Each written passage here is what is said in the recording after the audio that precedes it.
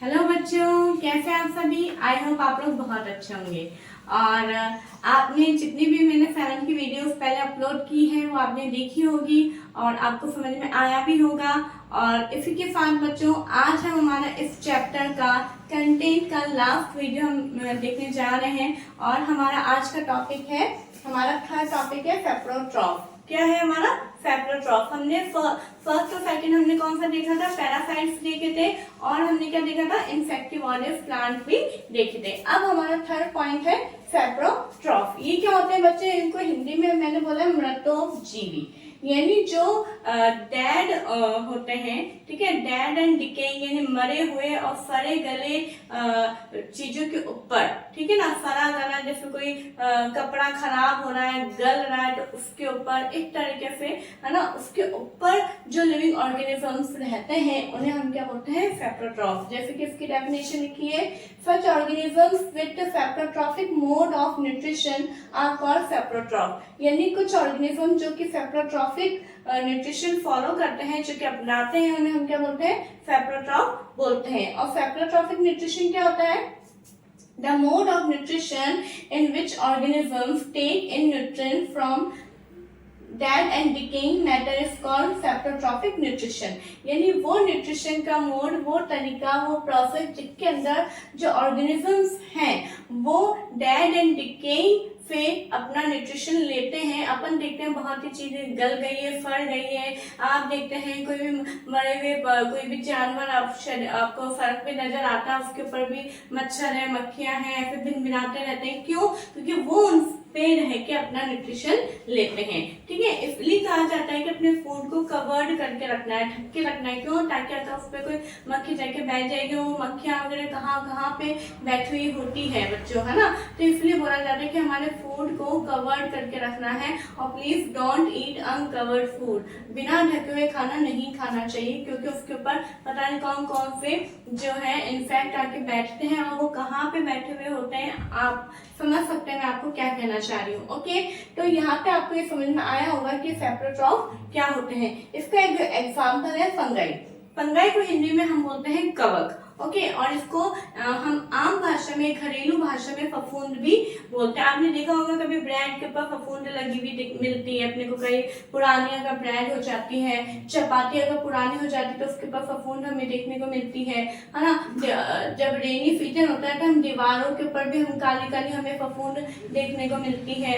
कभी कभार हम लेदर के ऊपर, अचार के ऊपर अगर पूरा ऑयल से कवर्ड नहीं होता है तो व्हाइट हमें फफूंद देखने को मिलती है, ठीक है। तो ये क्या है? हम देखते हैं कि ना इनका कोई माउथ है ना कुछ है। तो ये जो फंगस है, फंगाई है, वो कहाँ से अपना न्यूट्रिशन लेती है? तो वो जो है जिनके ऊपर रहती है, जैसे कि पिकल्स यानी अचार, लेदर, क्लोथ, है ना, इनके ऊपर रह के फिर इनसे न्यूट्रिशन लेती है, ठीक है। जैसे एक और एग्जांपल है मशरूम। मशरूम भी एक प्रकार का फंगस है जो कि डिकेड मटेरियल के ऊपर रहता है। और मशरूम जो है एक ऐसा फंगस है जिसे खाने के काम में भी लिया जाता है। एक प्रकार से वेजिटेबल हम इसे बोल सकते हैं, ठीक है। कई जने खाते हैं मशरूम और ये एक बहुत ही हेल्दी होता है। तो इस तरीके से आपको सेप्रोट्रॉफ ये समझ में आ गया होगा। ओके बच्चों, आगे हम देखते हैं सिम्बायोसिस। ये क्या होता है सिम्बायोसिस? जिसको हम बोलते हैं सहजीवी। क्या बोलते हैं? सहजीवी। देखिए ये क्या होता है? Some organisms live together and share both shelter and nutrients. जो ऑर्गेनिजम्स होते हैं वो एक साथ रहते हैं और शेल्टर और न्यूट्रिएंट्स को शेयर करते हैं। मतलब अगर मैं अपने घर में रह रही हूँ तो मैं किसी को अपना शेल्टर भी शेयर करने के लिए दूंगी, और वो अगर उसके पास में न्यूट्रिएंट्स है तो वो न्यूट्रिएंट्स मुझे शेयर करने के लिए देगा। इस तरह से दोनों जने पार्टनरशिप के अंदर रहते हैं और दोनों जने मिलकर अपना काम करते हैं, दोनों जने मिलकर रहते हैं। इस प्रकार के जो रिलेशनशिप होता है उसको हम क्या बोलते हैं? सिम्बायोसिस बोलते हैं। क्या बोलते हैं बच्चों? सिम्बायोसिस बोलते हैं। जैसे कि हम यहाँ पे एक एग्जांपल देखते हैं। Some fungi live inside the roots of plant. कुछ फंगाई ऐसे होते हैं जो कि प्लांट्स के रूट्स के अंदर रहते हैं और जो प्लांट्स होते हैं वो उन्हें क्या प्रोवाइड करते हैं? Nutrition to the fungus. अब फंगस उन्हें क्या प्रोवाइड करते हैं? उन्हें वाटर और सर्टेन न्यूट्रिएंट्स प्रोवाइड करते हैं। यहाँ पे समझ में आ रहा है कि कुछ फंगाई जो है प्लांट की रूट्स में रहते हैं। उनके रहने का क्या मतलब है? क्योंकि फंगाई को क्या चाहिए? शेल्टर चाहिए। फंगाई जैसे ब्रेड के ऊपर रह रही है तो वो ब्रेड उसका क्या न्यूट्रिशन और वो ठीक है। तो फंगस जो है वो यहाँ पे क्या उसकी रूट्स में रह रही है तो फिर शेल्टर मिल गया। बदले में फंगस प्लांट को क्या दे रहा है, वाटर दे रहा है और वाटर के साथ में क्या दे रहा है, कुछ सर्टेन जो न्यूट्रिएंट्स जो कि फंगस के पास में है अवेलेबल वो न्यूट्रिएंट्स उसको प्रोवाइड कर रहा है। ठीक है, अब यहाँ पे हमारा एक और सबसे बेस्ट एग्जांपल है सिम्बायोसिस का लाइकेन। ओके, लाइकेन क्या होता है, a chlorophyll containing partner is an alga. जैसे लाइकेन के अंदर इसका किनके बीच में रिलेशनशिप होता है, एल्गा एंड फंगस के बीच में रिलेशनशिप होता है। एल्गा यानी शैवाल मैंने बताया था, फंगस मीन कवक, यानी एक एल्गा और एक फंगस दोनों मिलके पार्टनरशिप के साथ में रहते हैं तो उसको हम बोलते हैं, उस रिलेशनशिप को बोलते हैं लाइकेन बोलते हैं। क्या बोलते हैं बच्चों, लाइकेन। और एल्गा के अंदर हमने पहले पढ़ा था कि एल्गा के अंदर क्लोरोफिल प्रेजेंट होता है। तो जब वो क्लोरोफिल प्रेजेंट है इट मींस एल्गा फंगस को क्या प्रोवाइड करवाएगा, फूड प्रोवाइड करवाएगा और फंगस उसको क्या प्रोवाइड करवाएगा, शेल्टर प्रोवाइड करवाएगा। देखिए इस बार क्या लिखा है, a chlorophyll containing partner if an alga and a fungus live together. Fungus provides shelter, water and minerals to the alga and alga prepares and provide food to the fungus। Okay बच्चों, I hope आपको ये समझ में आ रहा होगा। ये आपको याद रखना है कि जो लाइकेन है वो किसका रिलेशनशिप है, फंगस एंड एल्गा का रिलेशनशिप है। ओके, अब यहाँ पे देखिए हमारा इस चैप्टर का लास्ट टॉपिक है how nutrients are replenished in the soil, कि कैसे सॉइल के अंदर न्यूट्रिएंट्स को हम उसके जो न्यूट्रिएंट्स उसको बनाए रख सकते हैं, उसकी क्षमता को और ज्यादा कैसे बढ़ा सकते हैं उसके बारे में हम देखेंगे। पहली बात तो हमें पता होना चाहिए कि जो सॉइल उनके अंदर न्यूट्रिएंट्स क्यों कम हो जाते हैं। तो कंटिन्यूस कल्टीवेशन ऑफ क्रॉप है ना, मिट्टी के अंदर जो है कंटिन्यू हम उसको कल्टीवेशन करते रहेंगे, खेती करते रहेंगे तो makes the soil poor in nutrients, तो मिट्टी के अंदर न्यूट्रिएंट्स की कमी होने लग जाएगी। Therefore farmer add manure and fertiliser, इसीलिए किसान जो है मिट्टी के अंदर मैन्योर यानी खाद, फर्टिलाइजर्स यानी कीटनाशक दवाइयां ऐड करते हैं। ठीक है, fertilisers and manures contain nutrients, इनके अंदर क्या पाए जाते हैं, कुछ न्यूट्रिएंट्स पाए जाते हैं जैसे कि नाइट्रोजन, फास्फोरस एंड पोटेशियम। इसको शॉर्ट फॉर्म में NPK भी बोलते हैं। N for nitrogen, phosphorus, P for phosphorus and K for potassium. अब आप बोलेंगे K फॉर पोटेशियम क्यों, क्योंकि यहाँ पे पोटेशियम का सिंबल है K।